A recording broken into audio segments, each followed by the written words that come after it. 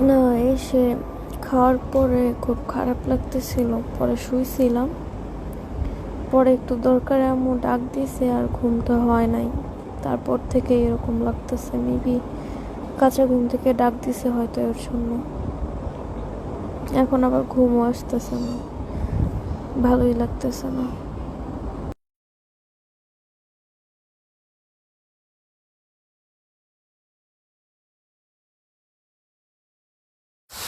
ওর জন্য একটা ভালো। আমাদের তো টাকা পয়সা নাই, ফ্রি পড়াইলে আরো ভালো।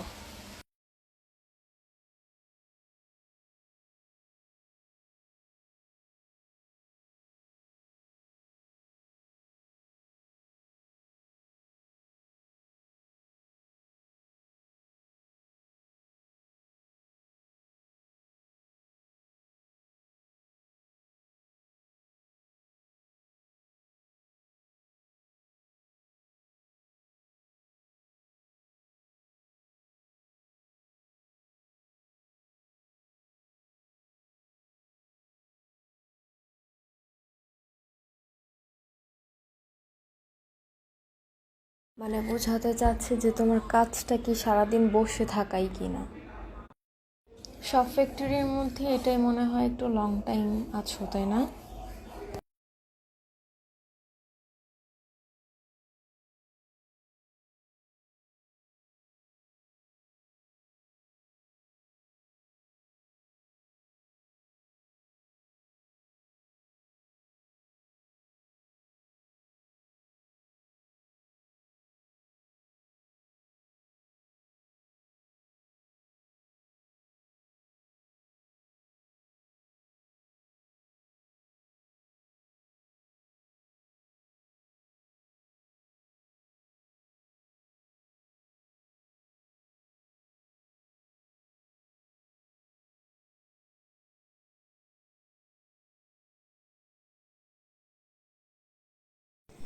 সব মানুষেরই চেহারায় একটা ছাপ থাকে, যে ছাপে বোঝা যায় যে মোটামুটি একটা আইডিয়া করা যায় কেমন হইতে পারে। তো এই মেয়ে যে বেশি চঞ্চল আর হইল, তার মধ্যে একটা দেমাগ কাজ করে সেটা বোঝা যায়।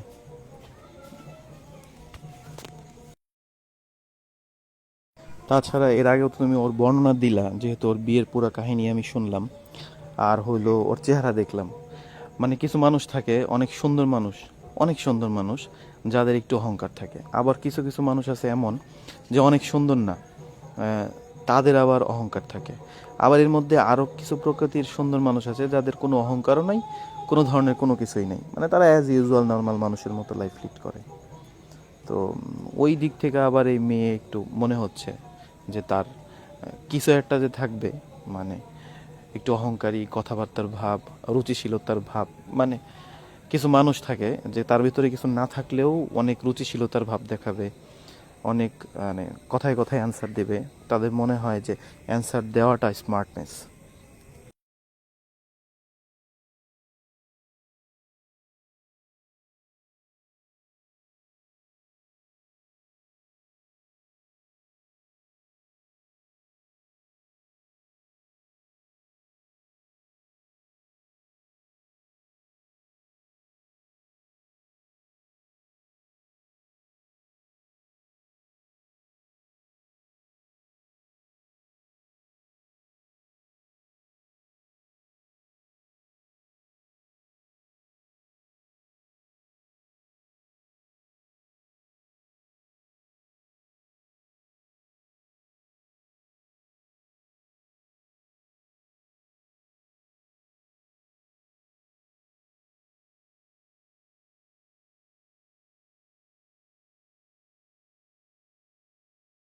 আর আমাদের এরকম কোনো সার্ভিসই দেয় নাই, বা মানে আর কি সার্ভিস লিস্ট দেখায় নাই।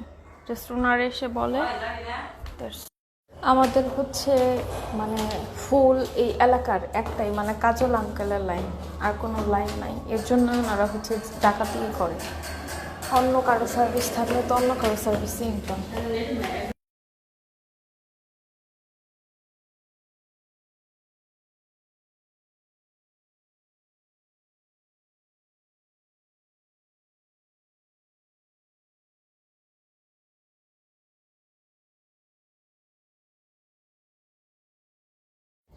আর ভার্সিটিতে ছিলাম তো, যার কারণে এটা করতে পারি নাই। সমস্যা নেই, আমি রাত্রে করে দিব না, কারেন্ট আসলে করে দিব না।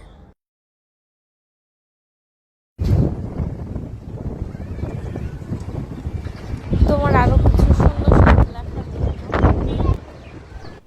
আরেকটা কাজ করতে পারো, তুমি যেভাবে আমার ভয়েস রেকর্ড পাঠাইলা না, ঠিক এরকমভাবেই তুমি আবৃত্তি করার ট্রাই করো, দেখো এই বাতাসে কেমন আসে, মানে লাইভ। এরকম ভাবে হচ্ছে আবৃত্তি ভালো হবে না, কারণ অনেক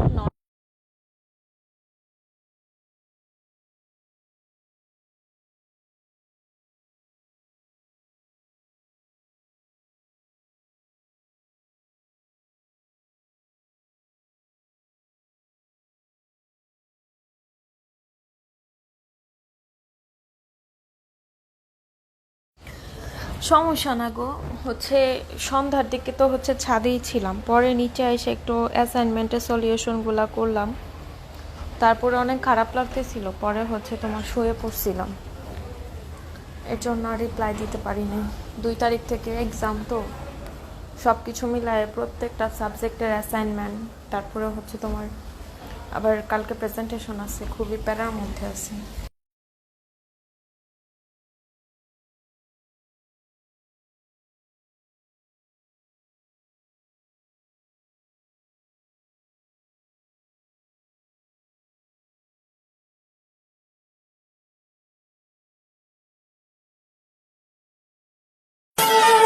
अपनी डायरी सी मैं तो छूटने लगी हूँ, तेरे बाजों में आके टूटने लगी हूँ।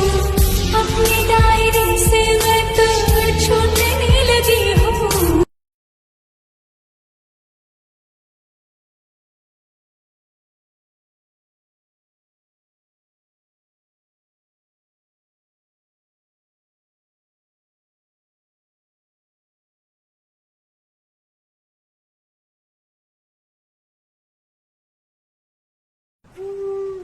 रब किसी को किसी पर फिदा न करे, करे तो कयामत तक जुदा न करे।